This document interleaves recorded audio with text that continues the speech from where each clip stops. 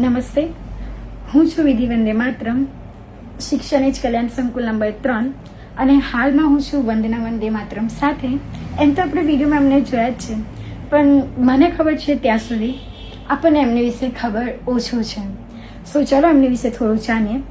સો અહીંયા આગળ તમારે કેટલા વર્ષ થયા હશે? અહીંયા મારું 1 વર્ષ તો પૂરું થઈ ગયું, હવે આ બીજું વર્ષ સેકન્ડ યર છે.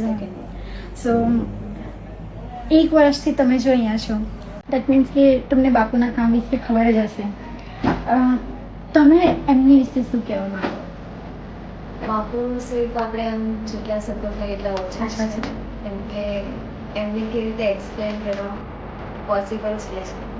કેમ કે આપણે છેલ્લે 3.5 જેટલા સ્ટુડન્ટ છે, એટલે 3.5 વધારે લાગે છે.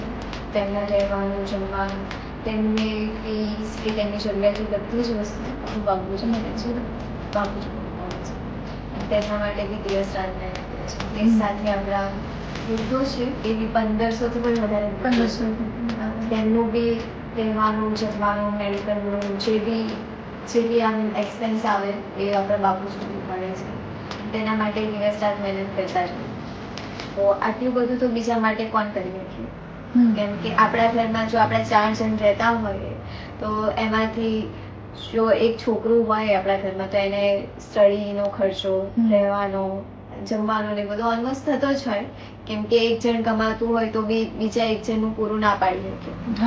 અને એ એક જ કમાય છે ને 5000 જેટલા જે આપણે છે વૃદ્ધો અને સ્ટુડન્ટો થઈને એ એમની જરૂરિયાતની બધી જ વસ્તુઓ પૂરી પાડે છે. અને જ્યાં સુધી મને ખબર છે ત્યાં સુધી કે એક મિડલ ક્લાસ હજી બી કોઈ હદ સુધી મતલબ ખર્ચો ઉઠાવી શકે એક વિદ્યાર્થીનો, પણ જે માણસ ગરીબ છે, જેનો મતલબ કોઈ રોજગાર નહીં, એની માટે એકચ્યુઅલી પોસિબલ નહીં આ વસ્તુ. સો એવા માણસોની બાપુ હેલ્પ કરે છે, એવા માણસોને હોધીને લાવે છે અને એ લોકોનો ભણાવવાનો ખર્ચો ઉઠાવે છે. કેમ કે જે સ્ટુડન્ટો છે એમને સાયન્સ કરવું છે તો સાયન્સ માટે એ લોકો માટે ફીસ છે જ નહીં. હા, કેમ કે મિડલ ક્લાસ છે એ કેવી રીતે ખર્ચો કરે છે. હા, તેવા આપણા ત્યાં મેડિકલના બી છે, પછી સાયન્સના બી સ્ટુડન્ટ છે, એન્જિનિયરના બી છે, અમુક જે છે ડોક્ટરી, મેડિકલ, કોઈને abroad જવું છે. કોઈને અબ્રોડ જવું છે, એવા બહુ બધા છે. તેનું બધી જ વસ્તુ આપણે બાપુ જ પૂરું પાડે છે.